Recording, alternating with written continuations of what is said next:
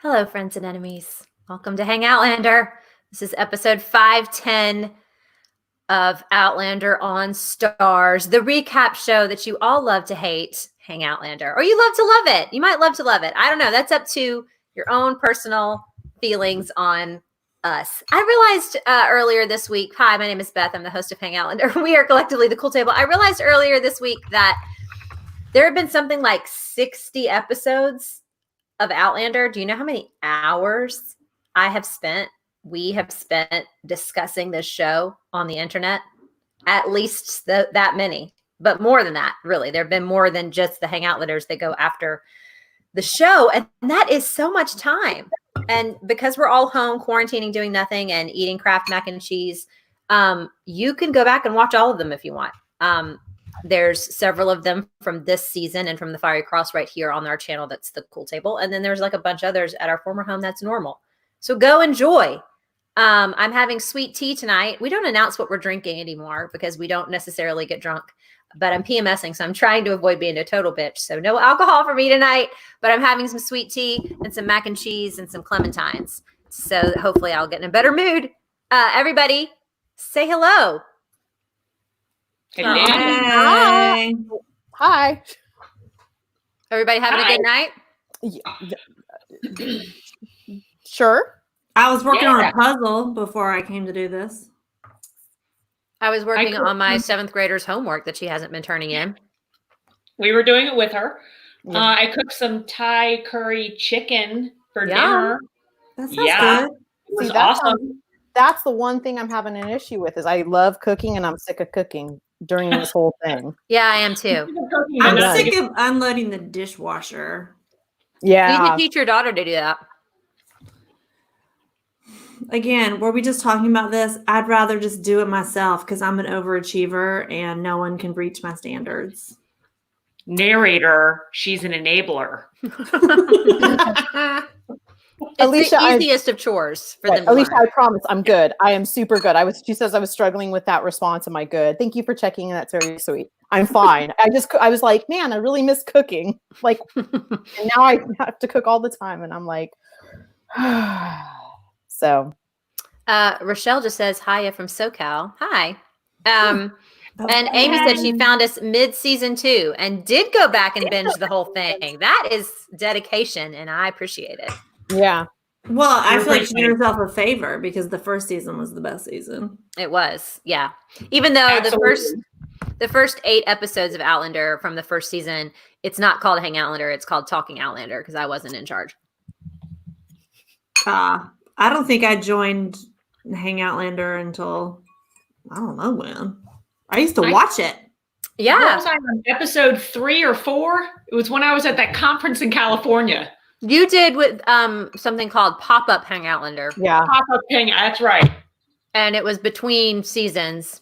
And it was when we were discussing some drama that was going on in the fandom. Right, because my peak challenge had just started. Yep. Yeah. And, well, enough That was said. a good night.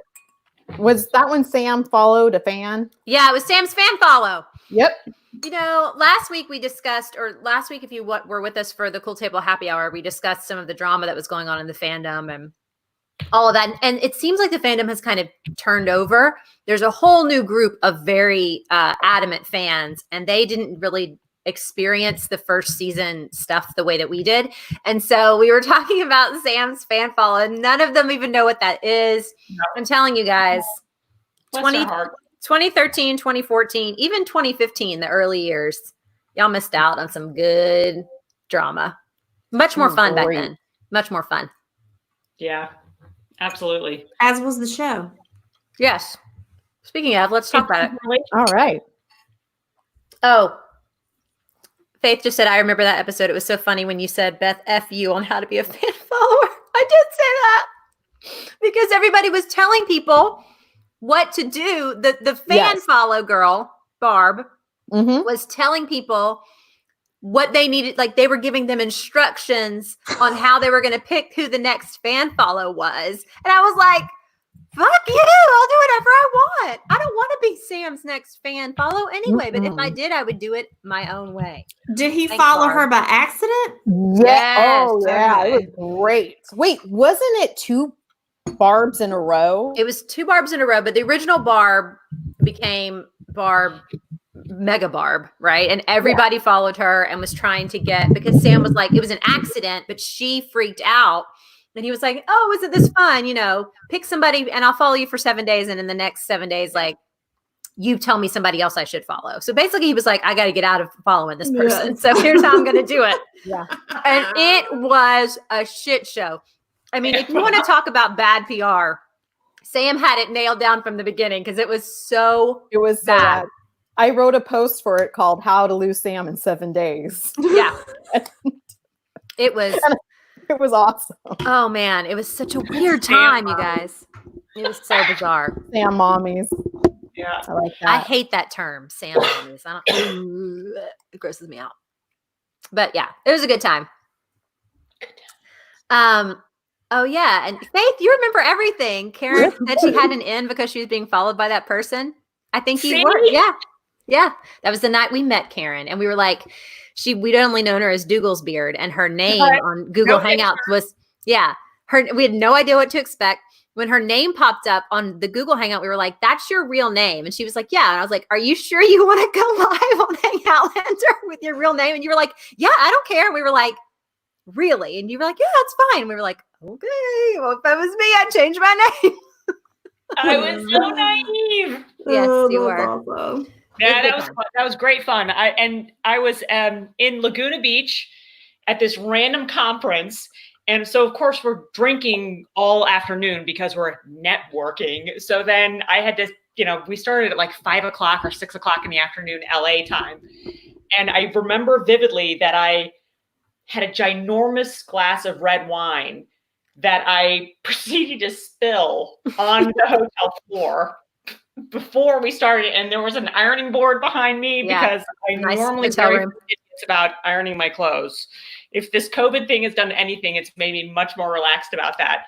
And so then I had to call room service and get another glass of wine because I wasn't going to go live Without your wine. I had to have alcohol. We only drank back then. That was all you did. If you weren't drinking, it wasn't a good time. And there were some very graphic text messages going on during that webcast. Yes. if I remember correctly. There was.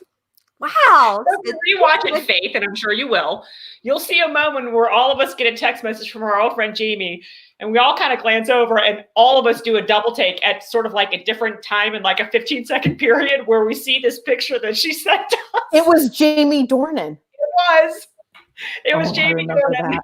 You're all just like, Oh, that naked picture of him with the rope. Yes. Yeah. yes. Oof. Just randomly. Like, didn't she know we were live on the internet at that time? Why are you saying She this? was live with us, wasn't she? Oh yeah. Yeah, she was. She Guys, sent it, and I literally I was like, oh, It used to be a crazy time. it was great. It was Now great. it's very professional. Oh, Jamie Dornan. Anyway. Now he's right. making kids movies. Okay. It's almost 10 minutes in. Let's get into this episode. This episode is called Mercy Shall Follow Me. And if we take that at its face value, I think it means that this episode is meant to be from Stephen Bonnet's perspective of how Mercy is going to follow him all the way from the beginning to the end of it. And not everybody feels the same way about that. But what is before we get into specifics, what's just your overall feeling about this episode?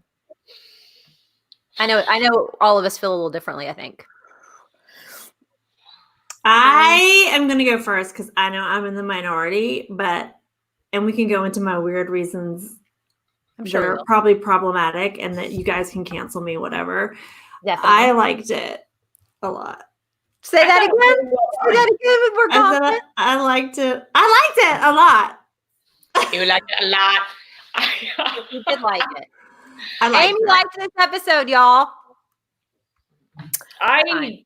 was confounded by some of the choices. I thought the acting was great. Like as a Mhm. standalone episode, it's a good episode, but I was like, what the F? Some of the stuff I was like, what? Right. no.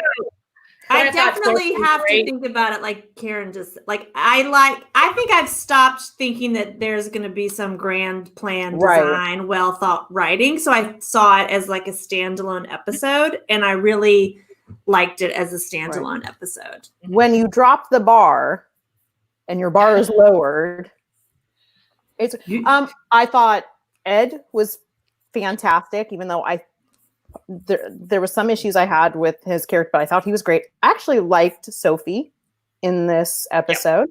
I liked the end until the last line, until that final line. And other than that, there were certain things I had issues with, especially when it came to sympathy for certain characters. But I thought Ed did a great job. I thought Sophie did a great job. But yeah, there was some issues that When I had. you said the last line, you mean Roger asking Roger's her? Okay. the question Roger asks at the end. I thought, but we can get to that. We'll cross that bridge.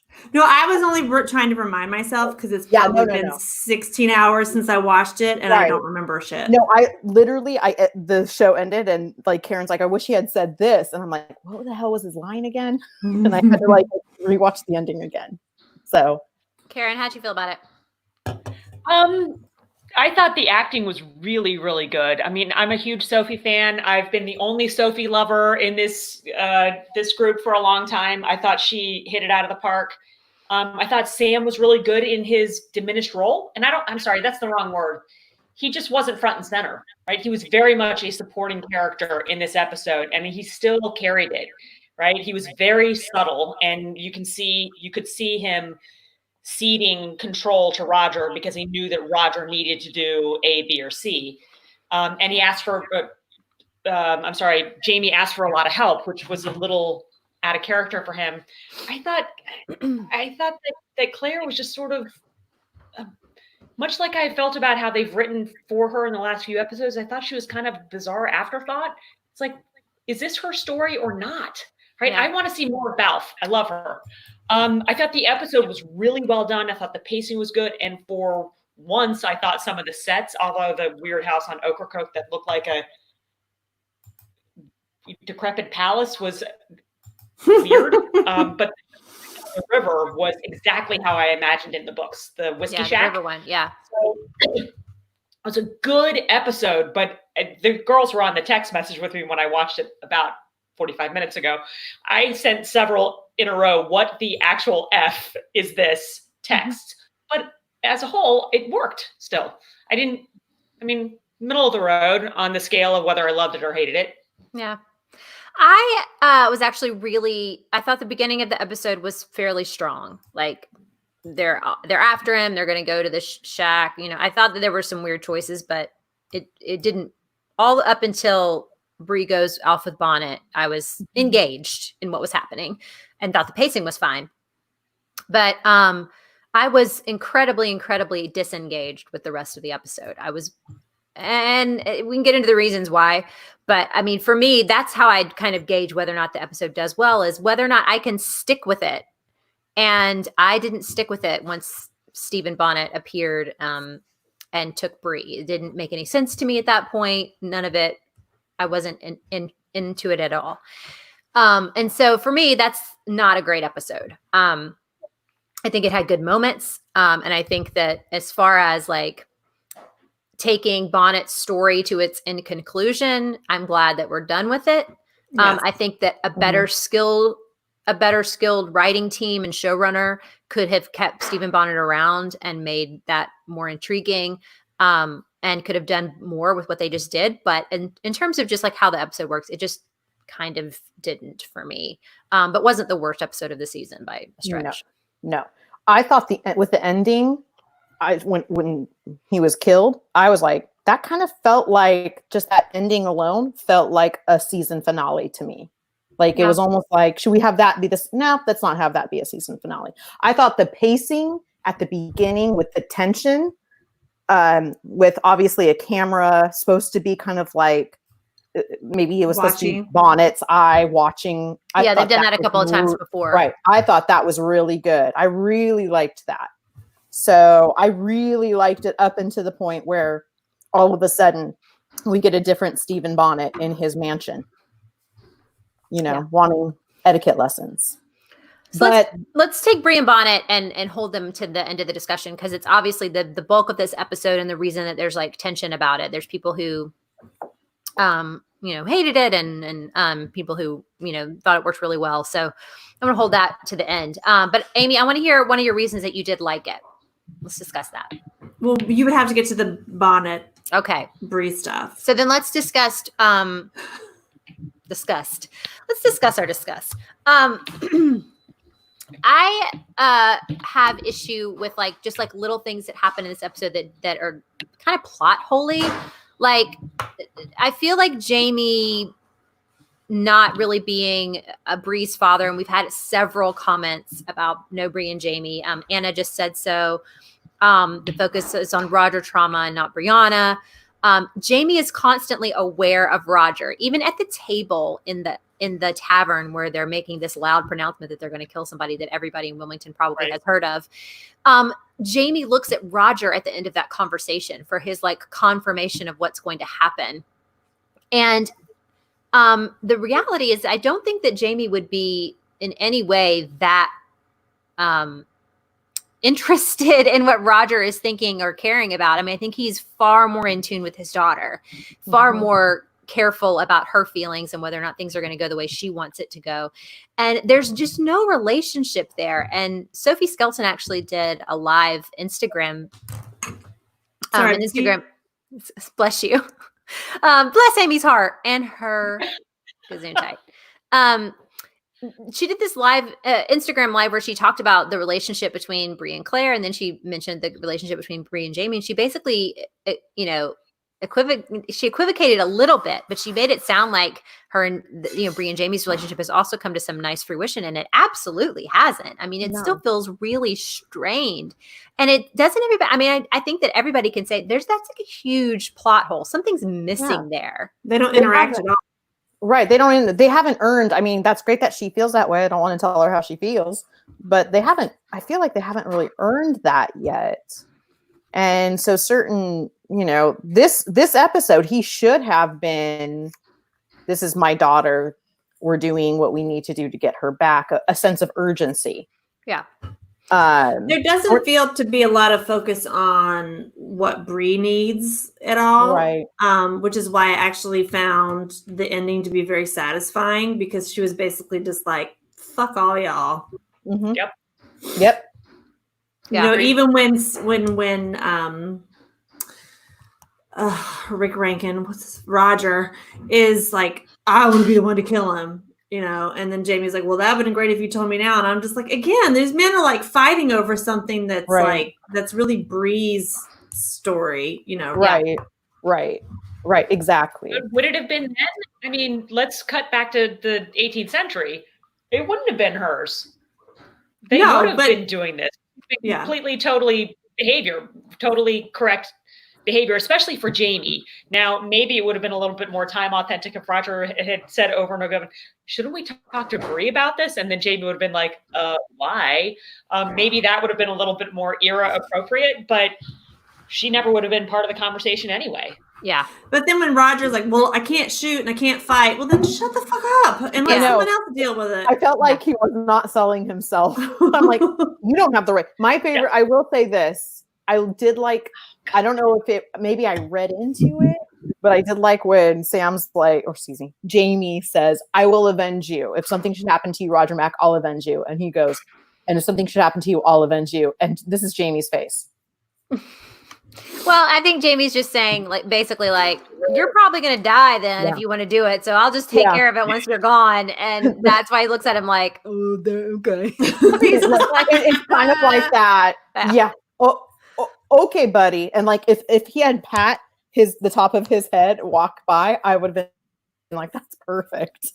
Yeah, but it's essentially, I don't know. Yeah, but I'm with you, Amy, on that. This is Bree's story. And we still have to hear about Roger. I'm going to do it. I'm going to do it. Yeah. And so for him to ask that question at the end, which we can get back to that question later, for him to say that question to her, he should already know the answer because he's been dealing with it too.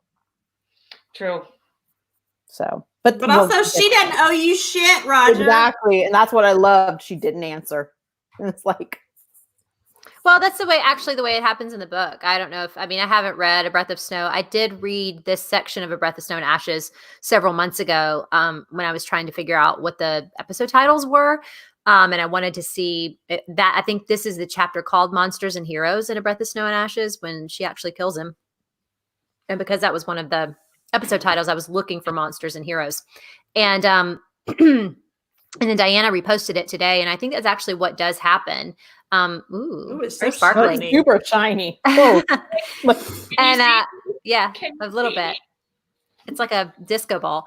I think it's chapter 69. It might be something like that. Maybe it's later. In my Kindle, it's 11% into the book. So I just, there's the death scene is, and we can discuss it now because it's the best part, I think, of the episode. Because it does show that, he gets his comeuppance, he gets actual, his name is not going to be, in the archives as somebody who did a good thing. Like he's convicted, he's put to death. And she gives him the mercy of not having to drown, which is his biggest fear. And yet she doesn't have to tell Roger why she is doing it. And even though it does make Roger look that much more like the jackass that he has always been, I'm actually glad he said it because it gives her the opportunity to not say. If she had just walked away, if they both walked away and it felt like it would have felt more like they were on the same page. And I like the idea that she doesn't even have to be solidly in one camp or the other or in no camp. She made a choice and that was her choice and it's valid. And in the book, she even tells them, I'm the only one for whom this isn't murder. In terms of giving him that mercy, everybody else would just be, just murdering him in cold blood. And for her, it's not that.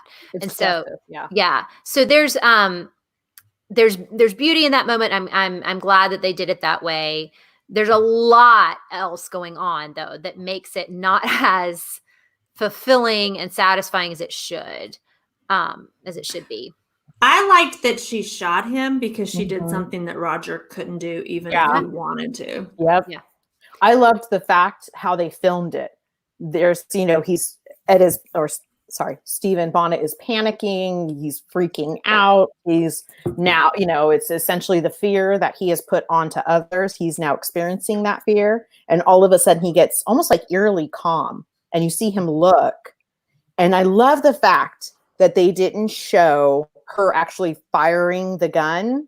I just love the fact that all of a sudden I actually jumped when it happened. And I love the fact that the camera then goes to her and she's just holding the gun and just staring straight, no tear, nothing on her face. So I really I liked how they filmed that. So yeah. Mary just mentioned in the book, she also cries on his shoulders and he comforts her and show Roger didn't. I think that they just needed the intensity of that, what Julie just described, just that crack shot and then showing her face and knowing that she's the one who did it and just her kind of leaving without that emotion instead of having kind of the buildup. And again, in a more skilled showrunner's hands, they could have delved into the more complex issues that are going on and why Bree is doing what she's doing. And there's a lot of emotions going on with that. I mean, in the book, she's postpartum and there's a lot more going on with her there than there is in the show. It's the one scene that I think that they did that worked really well in this episode. So I'm fine with it. And to see all the people and all the people, like you see the people like standing by and watching, and then it's a show for them, and then they get bored and then they leave and you see them like, I thought it was weird that there's no, like, the tide is supposedly coming in, but like that shore looked exactly the same the whole time. I was like, that isn't right. Well, it wasn't even like really a public shore. It was kind of like the wood. It's not how the coast of North Carolina looks at all. No, it doesn't. Certainly not near Wilmington. And the whole point of his being tied up on the pier is they publicly humiliate the criminals. You're out on the end of the public pier. Everybody sees it. Yeah. So Katie says it looks like a lake. In the woods, that's what I thought it was. I thought it was I thought it was at first a lake. because that's what it looked like. Yeah. So, Nadine just said there's an entire cool. book's worth of story between the beach and the abduction. Yeah, I mean, there's a lot going on that they condensed right here. I don't have a problem with them condensing Bonnet's story to a specific timeline. I don't like what they just did with Bonnet's character, right? But I don't have a problem with the timeline. I think that them pulling in book 6 to book 5 is a good thing, because the big ending of book 5 is Ian coming back. That's like, that's kind of the end of the Fiery Cross. And so it's not that exciting. And there's not a whole lot happening towards the end of that book that I can recall. I mean, there's Wiley's Landing and they do all of that, but it doesn't affect like Bonnet. They don't actually get Bonnet in the book. And so it's just, it's setting up book 6 at the end of book 5. So the fact that they're bringing some of 6 in to kind of conclude some things is not a bad idea. What do we think about, I'm going to go to the side plot really quickly of Forbes and Jocasta. And I have never seen a scene just perplex me more. Stupid. First of all, I can't picture him as any other person than like one of the Frodo people. Right. And he looked like Gollum at one point when he was like, "It's mine." Yeah. And then the way it was so melodramatic, like, "Wow, you're just going to give your money away to everybody." And it was like, it's not as if this time period where you can just murder people without, with compunction. Like, you will go to jail for murder, especially like a wealthy woman in her home, and everybody knows that you're there to. What did he think he was going to do? Exactly. And then to have, and then Ulysses killing him. But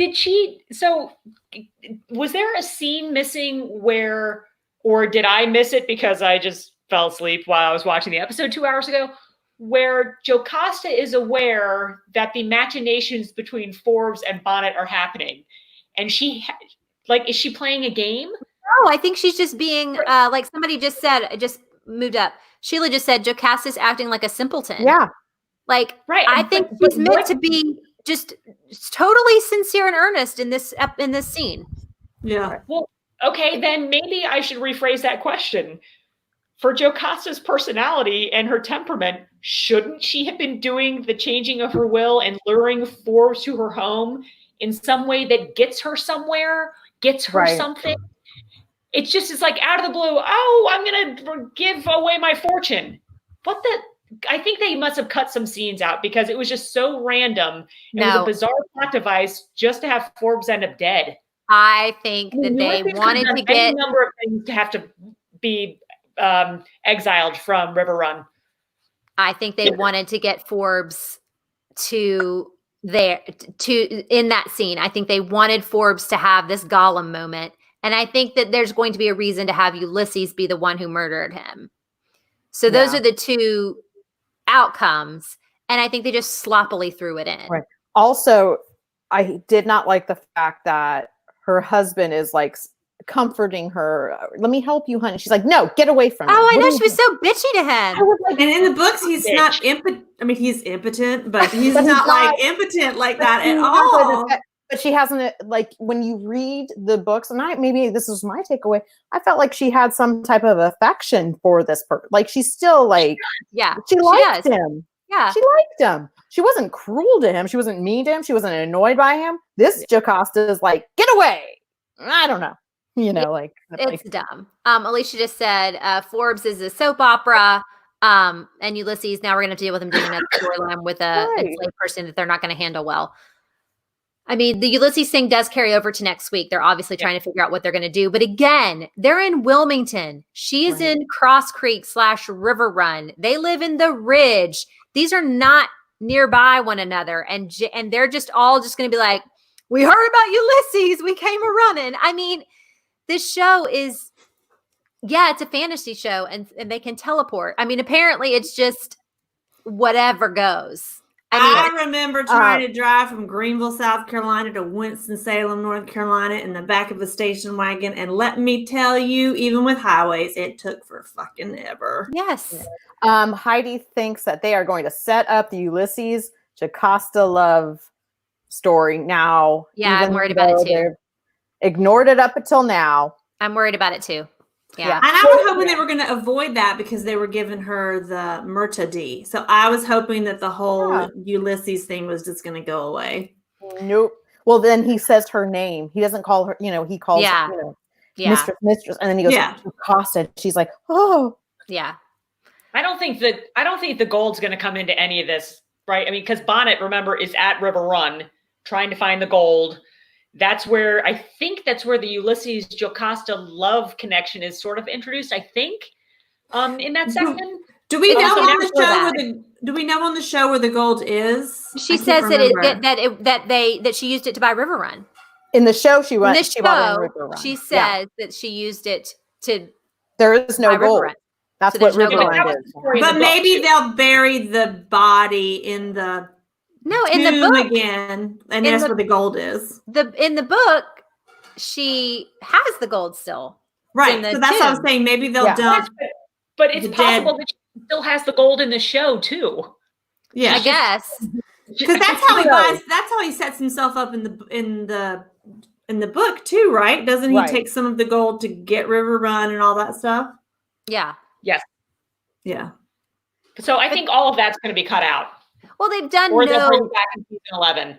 They've done no groundwork that anybody's after the gold in River Run. Right. Even though she describes it in that one episode, there's no groundwork for Bonnet or Forbes or Wiley or anybody to be interested in the King, in King Louis' gold. No. It's somewhere at River Run. Right. And if they were going to do that, they really should have been, especially as many times as we've been to River Run and it's incredibly opulent, there should have been some forward motion on that. Bonnet seemed like all he was interested was in River Run itself as being the laird and the owner of River Run and having Bree by his side. That was it. It didn't seem like he was interested in any gold whatsoever. It was just the land itself and the property itself. Yeah. Yeah. So I don't know where the Ulysses storyline is going to go. I mean, they're obviously dealing with it next episode. And to be honest, I can't imagine where it's going to go because are they going to make him go run away or, is it going to lead into what we think, some of the other stuff. But anywho, it's neither here nor there. Let's get into the meat of this episode, which is Bonnet abducting Bree and taking her to Ocracoke, which is actually a really cool name. And I like to say it, Ocracoke. It's a place. Ocracoke and a smile. My personal opinion is heavily documented in my recap of this week because I wrote about it for quite some time, several paragraphs. But I found what they did to Bonnet to be a full 180 lobotomy insanity. I would have believed that Bonnet would take Brianna to ransom her, which is what Epi mentions. I would believe that Bonnet would take Bree to torture her a little bit, even if it's psychologically torture her. And I even might believe that he would use her just to get Jemmy, specifically just to get Jemmy. I do not believe that he had some sort of bizarre change of heart, some full, moral compass turnaround from south to north in which he becomes somebody who thinks that becoming a gentleman is worthwhile or attainable or even desirable. I just don't think that he would ever care about that. And I don't like the doe-eyed, governess teach me, how to eat right kind of look on his face the whole time. It just felt completely incorrect. That's not who he is. He's not schizophrenic. He's just opportunistic and slightly sadistic. And, there's evil there. It's not the same evil as Blackjack because it has more greed attached to it. And Blackjack's is purely sadism and selfishness. And Bonnet's is about money and about power and about not, being that boy who didn't have those things. So I can't buy any of it. And so I was incredibly bored because as soon as I realized he wasn't faking it, which happened when he gave her the dolls, I think. And I was like, at first I thought I got a gift for you, and I thought, oh, this is going to be some horrible thing that he's, she's going to open this and it's going to be some terror, right? And then he's going to rape her again or whatever was going to happen. And it was these dolls, and he's just when I realized he wasn't kidding, I was completely tuned out. I completely shut down because I could not believe that this is how they were moving forward. And then it was so long. It was such a huge chunk of the episode. Right. It was and I had watch for me. So I was the same way. I thought at the beginning, I thought it was a ruse. I thought he was putting on a show. He wanted to kind of make her feel comfortable and then trick her in some way. And then when I found out, I was very uncomfortable with that, in the sense that I don't want to feel sympathy for this. Like, no, I don't want sympathy for this character. I didn't feel sympathy for him because I didn't believe it.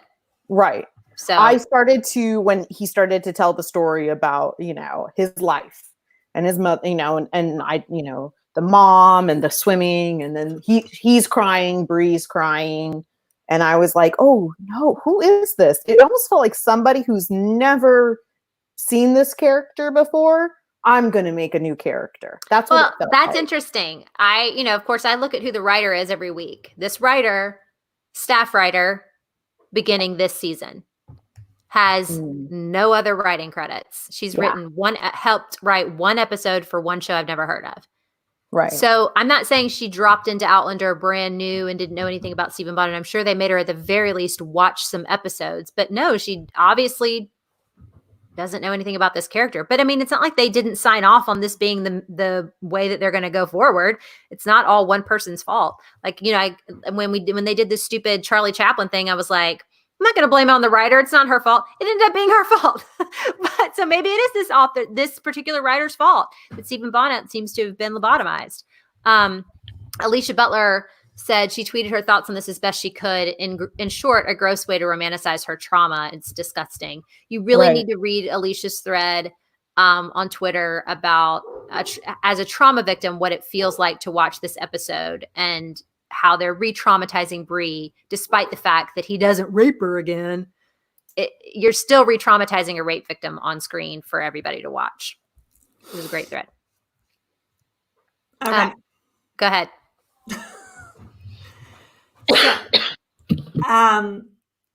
I feel like the writer, I hear everything you're saying, and I completely agree with you that it is not, Stephen Bonnet is not this person. The writer did a terrible job. Then I can put that aside, and then I become like 13-year-old Amy in the 80s who's reading her mother's like Johanna Lindsley and the Woodwiss books, like Catherine Woodwiss, where the stories of romance novels of the 80s were always the same. A pirate takes a virgin and he takes her and he gives her pleasure, and then she falls in love with him basically after he rapes her for an entire book. That's what romance novels were in the 80s. And I feel like when I could compartmentalize that, I kind of liked the Bree Stephen Bonnet part. And I know that's twisted. And I mean, I have trauma in my own life, so I can understand how that's twisted. But that's what that part of the book, the show felt like to me. It felt like 1980s romance novel, like rape fantasy. The pirate takes the girl. Yeah. Mm-hmm. I can see that. Yeah. So absolutely. that's why I enjoyed watching it. I mean, I can see how when Absolutely. you pull that scene out and make it its own separate little, mini movie. Yeah. That it's not the scene itself, and it's certainly not the performances that keep it from being watchable. I mean, it is watchable, Right. and the performances are really good. Stevens especially is really great. But in the grander scheme of what we're watching, it makes no sense. It doesn't make any sense. No. And it's not forward thinking in terms of what that's going to do to those characters, and it's not backward thinking in terms of what those characters have gone through. And it's just, he's a sadist. And then even when it's over, even when he like cracks, he doesn't do anything. He just is going to sell her into sex slavery. Like, he's not even really that pissed off. He's just like, I'm going to have sex with this other girl and then you're going to be out. They don't have any more interaction. Yeah, He doesn't interact with her again. It was Very so bizarre. It was very, very bizarre. And the fact that he brings in this other girl, has sex in front of her. The truth, I guess my thing was with Stephen Bonnet is he's supposed to be the big bad. I didn't feel like he was up into the very end. I didn't feel like he was the big bad. He brings in this woman. He has sex with her. I was like, the real Stephen Bonnet would either try to rape Bree again, and or he would be like, you're watching. I'm forcing you. I will hold you to watch.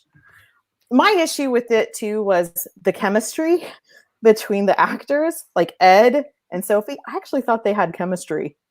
And when he kissed her and she kissed him and he's like, that wasn't a real kiss. I was like, and it looked like she was kind of kissing him. I was like, it looked like a real. I'm sorry. I wasn't even really watching. I was looking. I'm sorry to say this, but I thought Sophie's kiss with Ed was hotter than a kiss she's had with Rick Rankin. Yeah. And I was like, him flipping out made no sense. Like, he kissed you back. Because to me, in that whole scene, you know, forgetting the 80s romance thing, is that she is just trying to hold her shit together to stay alive. Never let them take you to a second location. She knows she's already in the second location. She's doing everything she can do to appease and please him. Yeah. But also, it seemed like she could have gotten out of there. Like, at first, I don't understand why she didn't whack him over the head with the... There were lots of weapons. Or ways to get out of that. She had things to stoke a fire. I would have broken a window and gotten my ass out of there. I think she didn't even know it was an island I don't know. He says something like, you're on my island or something. But I want to get to what some people are saying. So Brittany said Ira Stephen Bear would have killed that scene. Him and his blue goatee would have written it a lot better. You're 100% right. And if you guys don't know who that is, you are not an Outlander fan. Linda said, thought Bonnet was manipulating Bree like a cat with a mouse. Bonnet would say and do anything just to watch the person suffer. But yes, could have been better. I feel like it was meant to be cat and mouse, but at the same time, they also played it like he was fully sincere. Like, he was almost stupid. Like she was going to be able to at any moment to him, like, no, I do want to be you. Like, they made him seem dumb. Yeah. Jeanette put, and when he's doing the prostitute, she could have done something. She's literally like turned and like crying. I would have been like, I would have had the same reaction. Yeah. Like, why at that point would you not take the poker? He's in medias res and just brain him.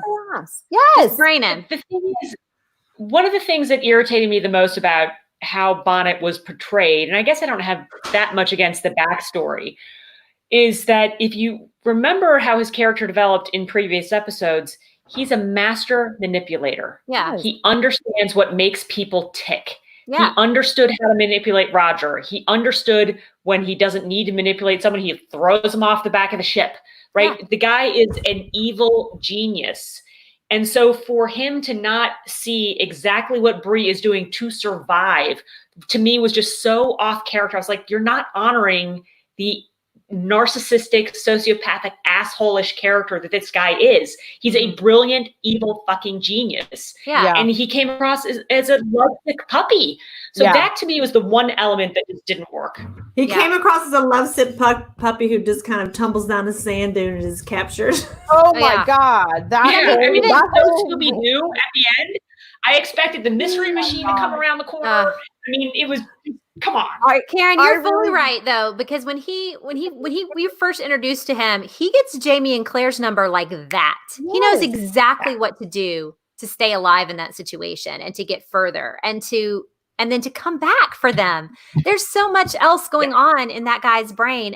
And see Diane just said her ploy to go back and get Jimmy. How dumb would Bonnet have to be? And of course that looks ridiculous, right? Of course he's not going to let you go get Jimmy and then believe you're going to come back to him. But they made it look like that's what he fully believes. Because you taught him which fork to use or whatever. Yeah. Oh, gosh. When she's like, take your elbows off the table. And he goes and he does. And then elbows off the table, just like go get a piece of paper. Okay. Yeah. And then he's sitting up straight. Somebody just put, Faith just put, it was like a twisted version of Beauty and the Beast. That took a left turn, like when she, Belle is trying to teach the beast how to eat, Yeah. That's exactly what it felt like. But we didn't need Beauty and the Beast. Yeah. Ayana just said she was locked in that room, and I wanted to make that point. I mean, yes, there's a lot of reasons why she may not have been able to leave. He has men there that I'm sure have been, told not to not let her go. It's an island. She doesn't know where she is. There's a lot of reasons for her to be trying to stay alive versus just killing him and running. And then, of course, we're treated to before the episode starts, the conversation from season 4 that she has with Jamie, where he's like, you were brave not to fight back. That was the bravest thing to do because he would have killed you otherwise. And I think the only reason they really even said that is to give some context to why she doesn't kill him and run, or try to fight or whatever. But I still felt like then if that were the case, the set and the circumstances and the amount of time she spends there, the other choices that they made surrounding that scene should have been different to make it look more like she's contained. She's Right. like she's more pinned in, or like it's a shorter amount of time for her to be there, because it looks like she can go. It looks Right. like there's windows out to the ocean. It looks like Right. it doesn't look like those louver doors have locks. No. There He could doesn't have look just like taken her outside and been like, look, there's Right. nowhere to go. Yeah, She could have there's no opened up a minutes. shutter. She could have Yeah. opened up a shutter. My thing too with Free, and I hope people understand, I'm not saying like, oh, the victim should fight back. No, I'm not trying to say that. But here's this thing. On the beach, she pulled a gun out and she aimed it at him. And am I correct that she actually tried? She actually Shoots it tried. and it doesn't go off, and then she It doesn't go charges off. it with nothing but the butt of that gun to hit him with. Right. So she had already proven, like, when confronted with him, she's Yeah. gonna fight. She's gonna fight back. So just more consistent through maybe. Alicia made a really good point a few minutes ago. Like, they continually re-victimize her. Like, they re-victimize her with the prostitute, and then they re-victimize her again with being sold into sexual slavery. Like, neither one of those things needed to happen for her Right. to already be in the shitty position that she's in. Yeah. I mean, the captain or whoever that he decides to sell her to sexually assaults her right in front of our face. I mean, he's upper skirt and inner mouth, and that's she's assaulted again, and that's not even, I'm sure that in the writer's room, it's just the scene where the sex trafficker is going to come look at the goods. I mean, they just don't even think about what they're doing to their characters a lot of time. And Right. Joni just said, but the big question is, did they film a thought? And Joni, don't be silly. We all know that you can't do that. You can't film a Can't thought. film a thought. No. So there's just a lot going on with Can Bonnet. we talk really quick about something that you brought up on Twitter today, Beth, about people saying that she had memorized Moby Dick? Yes. She didn't. No. No. Okay. So I put it on the Hangoutlander Twitter, which if you're not following, there's the separate Hangoutlander Twitter from at the cool _table. But I just noticed I don't look at tweets between when I see the episode on Wednesday to when I write it on Sundays, because I don't want to be bombarded with everybody else's thoughts. And I didn't even think that anybody would think this. But then when I was looking at the tweets afterwards, so many people were talking about her having memorized Moby Dick and how ridiculous that was. And I was like, y'all know that Moby Dick starts out with literally the most famous opening line of an American literature novel of all time. Like, bar none. Like, there's not another one that anybody. Anyway, she's not memorizing it. She didn't start out, call me Ishmael. She starts out telling the story so that it looks as if she could be reading it.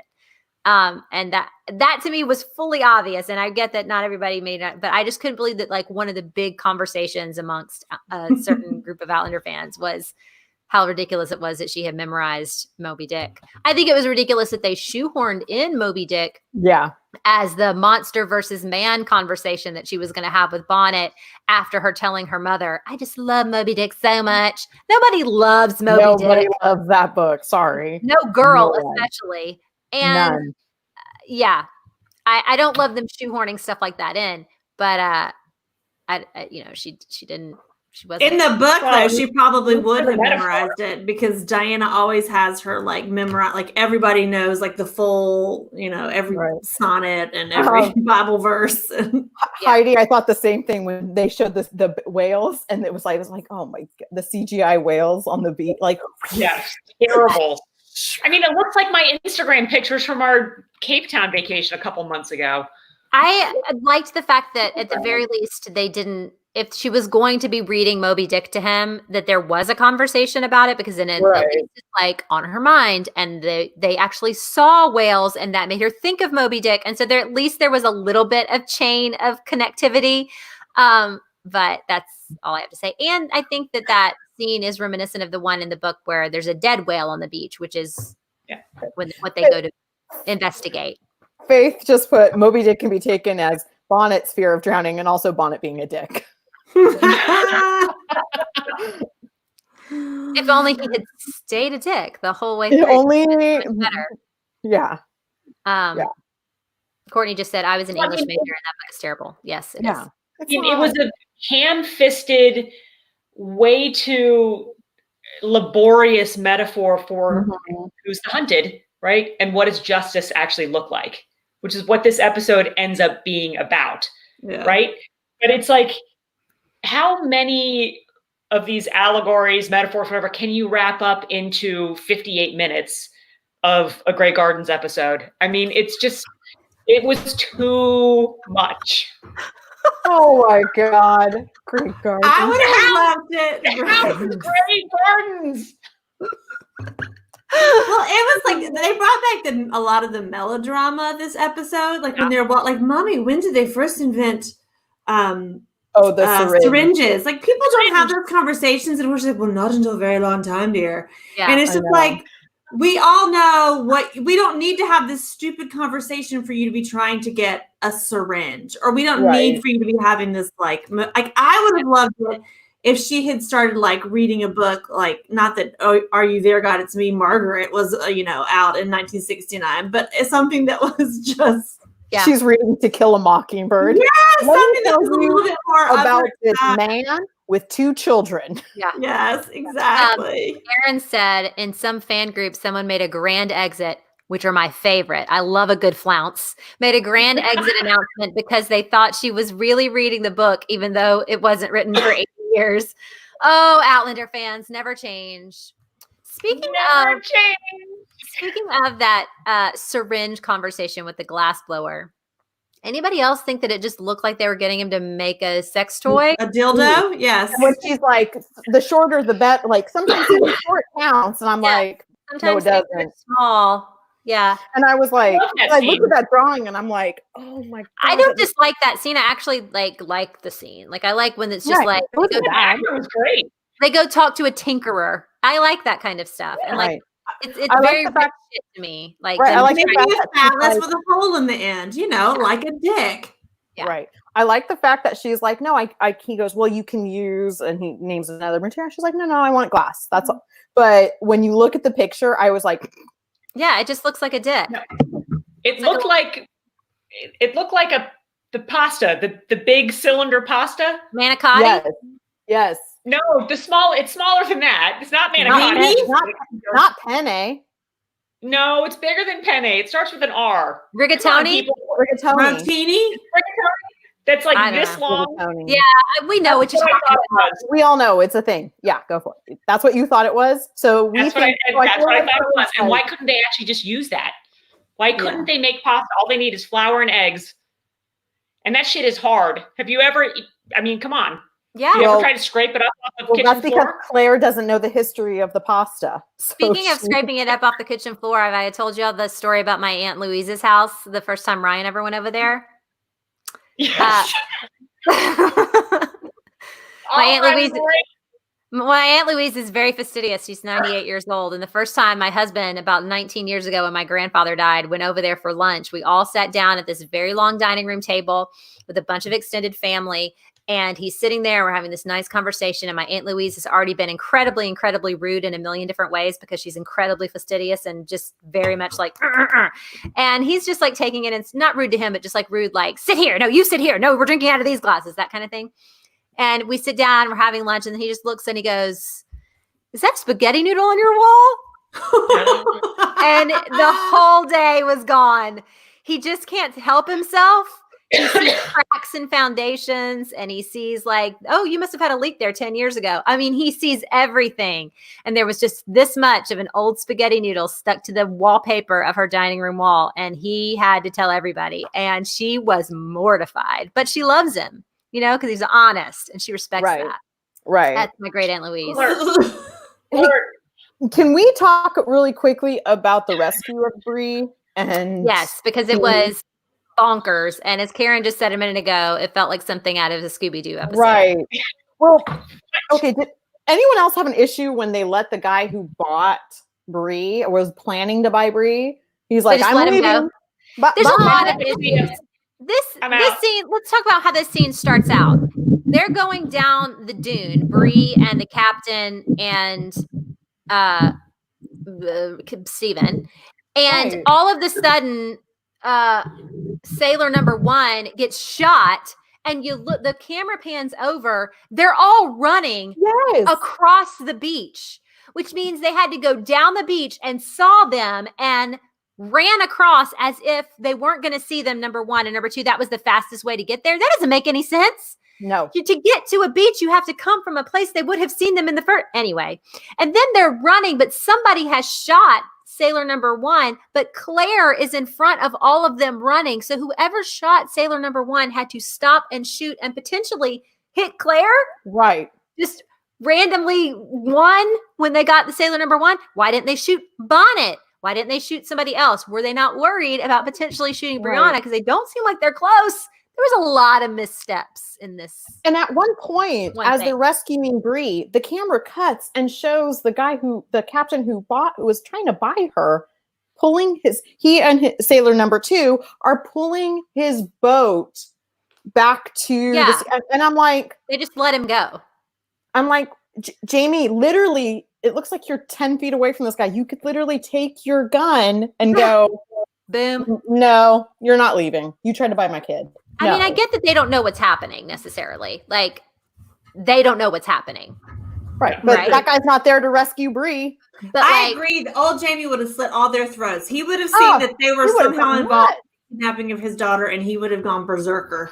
Yeah. He would have gone nuts. It wouldn't have been a question of just, all right, you stay right here. I'm going to hold my daughter. He was holding her, which I did appreciate, but Jamie, real Jamie, he would have gotten into that Highlander mentality of, no, you're not leaving, and you're not leaving with your life either. And Diane just said at one point, Ian shot an arrow and then suddenly has a musket as he's running. I did not see any of that, but that makes me laugh really hard. I think that it's ridiculous that what they were trying to do, trying to do a couple of things with this scene. They had to rescue Brianna at the last minute, so they couldn't make it all the way to the house or whatever. They had to rescue her at the last minute. Then they had to do a chase of some sort of Bonnet, which he would have stood and fought at some point. Right. And they had to get Roger a punch in. And then they had to let Brianna be the one to choose what his fate was going to be, which is why it all just kind of slows down. And they just I don't know, Jamie gives him a flask for some reason. I mean, none of it makes sense. If they were just going to murder him in cold blood a couple of days ago before he abducted Bree for a second time, in what universe do they let Bree have this full-on moment where she chooses what's going to happen to him, and they all are passive bystanders to what's going on? And how long had they been there to where he was so dying of thirst? Yeah, what is happening? And why does Jamie even let Roger at this point go after him? He's made another transgression against your daughter. Go, fuck it. Just go do the thing you need to do. Both of them should have been chasing him and stopping him and kicking the shit out of him. Instead, what we get is, and I'm please somebody gift this. We get the slow motion tumble down the sand dune. Terrible. Which for me, I can't. It was so awful. It was so awful. It was, but the fight scenes in this episode were horrible. We had the fight scene in the boathouse. It was horrible. Yeah, it was. It was terrible, as we say. It was just, first of all, you had somebody throw a barrel at another person while they're already in the water.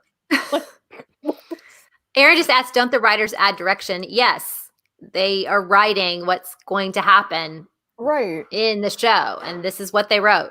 Faith said Roger and Bonnet falling down the dune in a fist fight. Then they tied him up. What happened to kill on sight? Again, yes. Jamie said, don't hesitate. Don't do it. And they all had guns, and one person shoots. And then, but it was a slow motion fight. And Roger all of a sudden has this power and this, for a man who's like, I'm not good with my aim. I'm not that strong. I'm not this or anything. Well, and who shot the guy? Because when they cut to Velma and everybody running out of the mystery machine around the sand dune, those damn kids, and she's got a musket in her hand. She's got like a long pistol, and she's running in her like new Batman suit, not like no, but the gray Batman suit, right? And then I think there's a couple other guns, but you never did. I miss it? Who shot the guy? They didn't show it, and it's not like you can shoot those muskets and while you're running, they're super heavy and stuff. It's not like somebody would have had to like pause. Ayana says that it was young Ian who shot the man. Maybe. Well, then, maybe he did. And Mary Lou says that readers wanted to see him drowning. I think that they did want to put the scene of him drowning in there. I think that, and again, I think the ending is important. But in that case, then they shouldn't have put themselves in this position where Bonnet is still going to be apprehended by Jamie and Roger and Ian and Claire. Like, figure something else out for him to get caught and rewrite to the point where it doesn't look like some, this is ridiculous. I'm just about to shoot him, and Bree interrupts and says, "No, don't shoot," because she wants him to. Like, there's so many ways for them to just almost kill him and it'd be interrupted by Bree. All the meddling kids got involved, right? So. And the thing is there was at least 4 to 5 loaded guns and muskets on the Fraser clan in that moment, and there was one shot. Just and doesn't make any sense. Multiple loaded guns. You think Jamie's only carrying around one? That's what I'm saying. There's at least 4. Yeah, he's got multiple. Amy just said the list of Jamie not caring about his daughter, not crying at her growing up pictures. Yes, huge missed opportunity. Not getting back in time for her to give birth. The worst. We hate you forever for it, Tony Craffey. I'm never forgiving anybody for that one. That was the worst. And so many little instances of goodbyes and hellos this season. And also not giving a shit about her son. I mean, let's be honest, he's not touched Jimmy yet. Except for the first episode, I think he holds him for about 5 seconds. So Ashley just asked, do you think it was maybe a messed up Chekhov's gun situation? Bree had the gun in the first act and in the third act had to shoot it. I do think that I don't think it's literal enough that it's Chekhov's gun because obviously in general, she's not using the same gun, but also it's not set up that missed opportunity to shoot him on the beach becomes the reason she shoots him in the end. That's not what it is. That's the full justice of the full arc with the two of them. But it just is that they couldn't figure out a way to get him to the magistrate without this. And it's just bonkers that they're that inept and that the choices that they chose to do that are Roger throwing a really slow-mo, horrible punch and rolling down a dune, Jamie doing nothing, including not, consoling his daughter, and the other people who are complicit in what's going on just getting away. And none of it is even remotely plausible in the world that we've grown up in. But again, that's why it sucks, because the whole rest of the episode wasn't plausible either. Bonnet wouldn't have acted like that. None of this would have happened. Jeanette said, I guess the film crew had already set up on the beach for that day, so they decided to make a day of it and shoot the second beach scene with Roger fighting Bonnet. I think so. I think, having a location like that probably sucked, and getting as much leverage out of it that they could was important. I mean, what beach are they filming this at? Do we know? Where are they? No, I don't know. Somewhere in I don't know. Scotland. Yeah, I don't know not- beaches in Scotland. So. No, I just mean like everything. Anybody that spends any time in southern beaches, like nothing about these beaches read marshy, scrub forests, pine trees, none of that. Yeah. Yeah. It didn't bother me as badly as like River Run does because, beaches can kind of morph and change. Yeah. But it Yeah. doesn't. Absolutely true. River Run is the one that's the most, all the sets to me are egregious, but River Run's the one that bothers me the most, I think.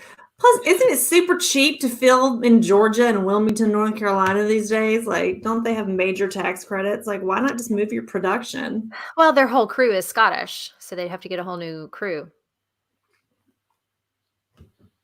I mean, it's established in the rest of the series of books, they never go back to Scotland. Right. don't they? No. Well, I don't want to Roger say. and Bree do. I don't want to say.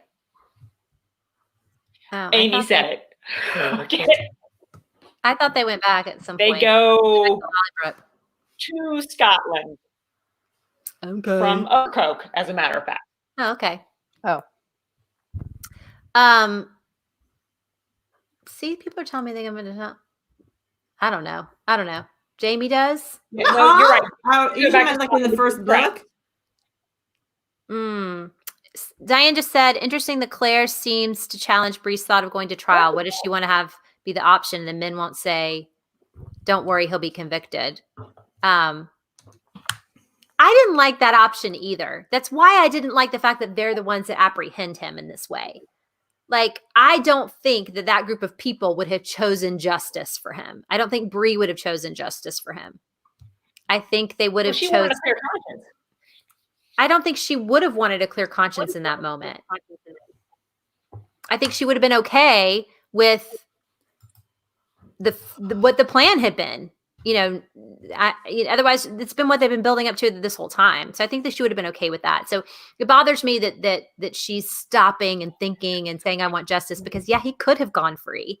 And it would have been better had somebody else been the catalyst for him having to go to trial in the first place. I think I just didn't like this at all. In execution nor in narrative did I enjoy that part of this particular episode. So what do we think is happening going forward? I mean, I know that we all know that they're bringing in some stuff from A Breath of Snow and Ashes that people may or may not know about. And I've been spoiled for all of that. So I don't care about book spoilers really. So not that we need to talk about that now, but somebody just said, spoil me, and I don't care.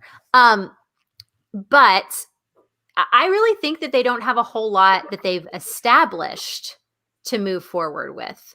Like, if you're just talking about what the show has established to round out the rest of this season, what is happening in the next 2 episodes? Do you know what I mean? If there are only 2 more left.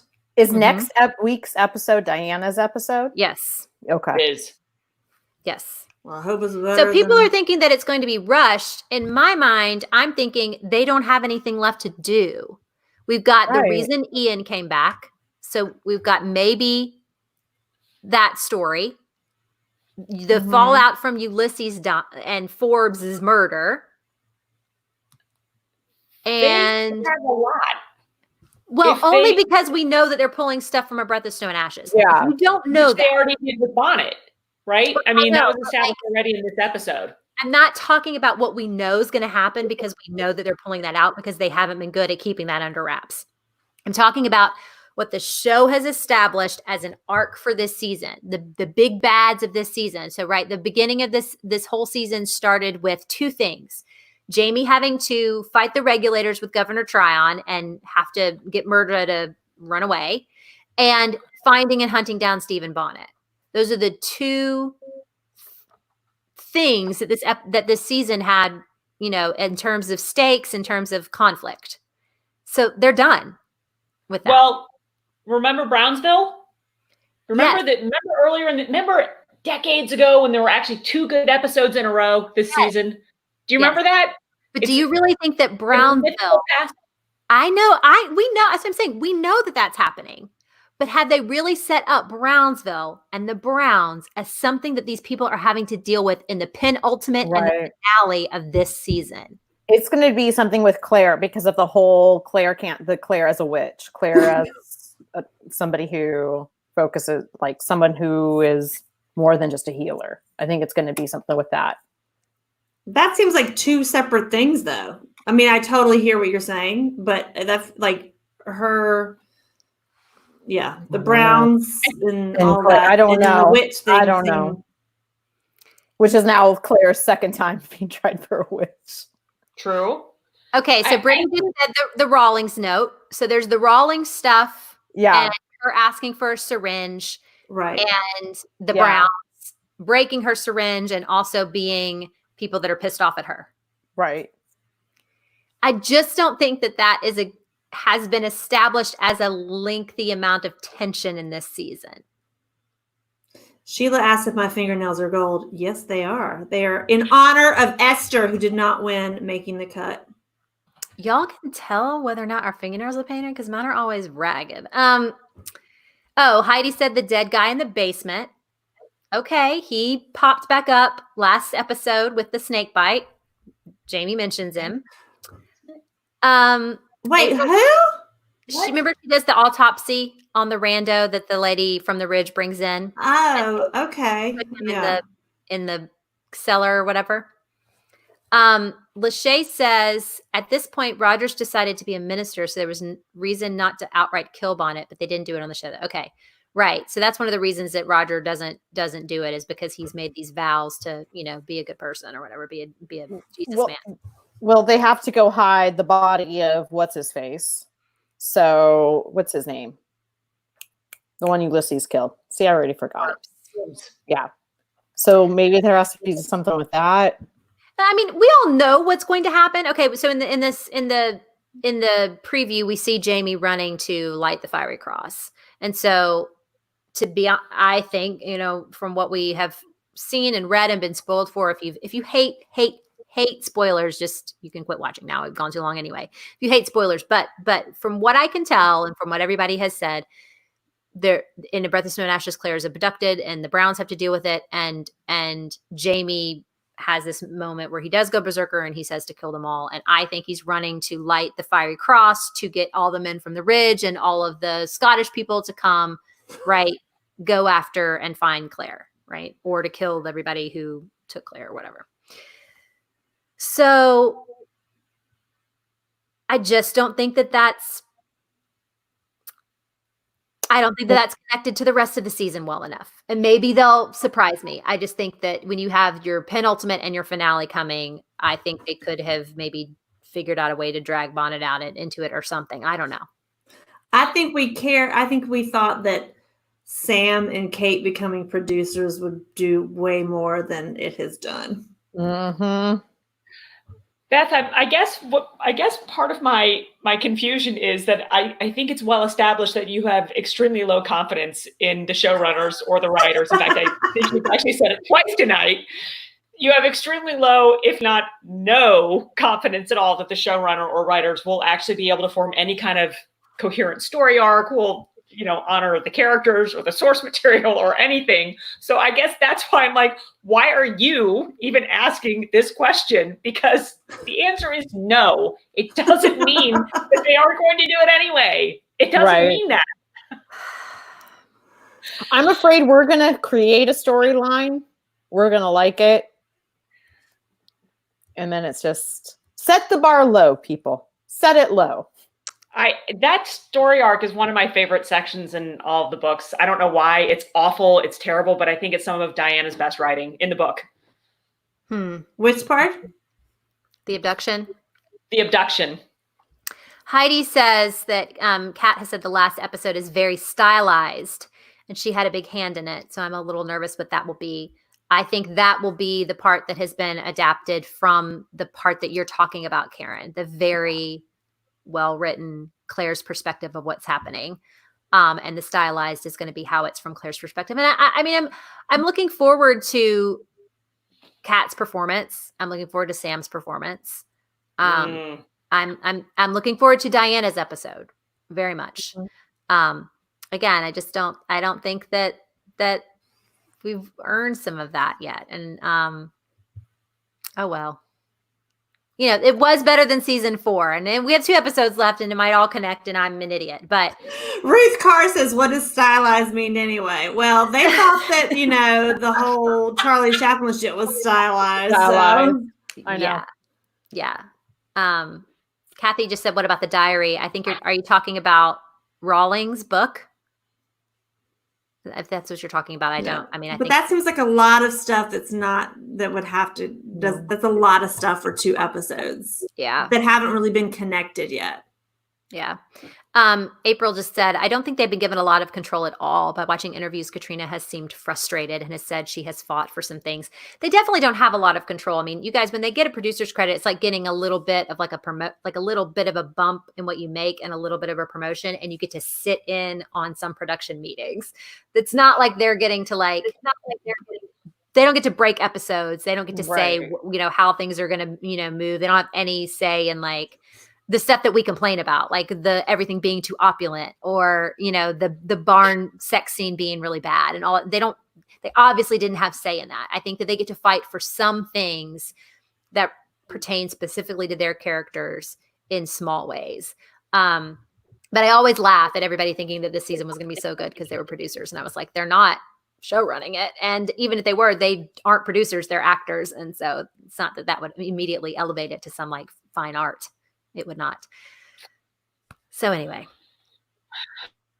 Oh, and Diane just said they seem to have forgotten Ian's issue with Claire. I think they'll return to it. So let's hope they. And that's what the diary you were talking about, Ottertooth's diary, which we haven't heard about yet, which Ian has. So maybe they'll do that. Wait, why is Ian mad at Claire? I don't remember. Because he finds out about Ottertooth and about them being time travelers, and he's mad that they haven't told him. And that they've been lying. And what, Karen? Not really mad at that. He's mad that he's lost the love of his life and that he wasn't able to, you know, validate himself as a warrior and a man in the culture that adopted him. He's always known there's something kooky about Auntie Claire, right? And when that piece of the puzzle falls in, he's like, oh, duh. I don't remember him being mad about that. The show has made him mad in general and way more distrustful. Remember. Uh-oh. Oh, he froze. She froze. Ian was like the most. Oh, he's had a complete change. Okay. I remember that because you froze. Didn't he say to her, I knew you weren't Auntie, I knew you weren't a witch? Yeah. He says something like that in the books. Yeah, it's a sweet line. Yeah. Oh, I knew you weren't a witch. And Marina just said, I assume Ottertooth will come up again since Wendigo is involved in the abduction storyline and he was a part of Ottertooth's group. They did bring, that was in like last season. That was like when the season first started and they showed what happened like last season, the whole thing with the guy with the fillings, that definitely was in there. Mm-hmm. Wow. They have not talked about that once. Back to Overthrow. Yeah, that is, no, they've not brought any of that back. None I know. Of that That's has what been I'm in this saying. season. Hate this show. Well, we got 2 more episodes left, everybody. They'll bring it all back. Can't wait. Oh, I hate it. All right. Okay, guys. Next week, same place, same channel. We will continue to delve into it. And hey, if you are interested in more going on at the Cool Table besides Outlander, right after Outlander is over, we're going to have what's called Bridgerton Book Club. If you haven't heard Bridgerton, it's a new show that's coming to Netflix from Shonda Rhimes, and it's based on Julia Quinn's amazing Regency romance series, The Bridgertons. And it starts with The Duke and I, and we're reading The Duke and I together right now. You have a couple of weeks, 3 weeks really, to get it read. And on May the 18th, we'll have our very first Bridgerton book club, which will be just like this, same format, but a lot more fun because we won't hate it.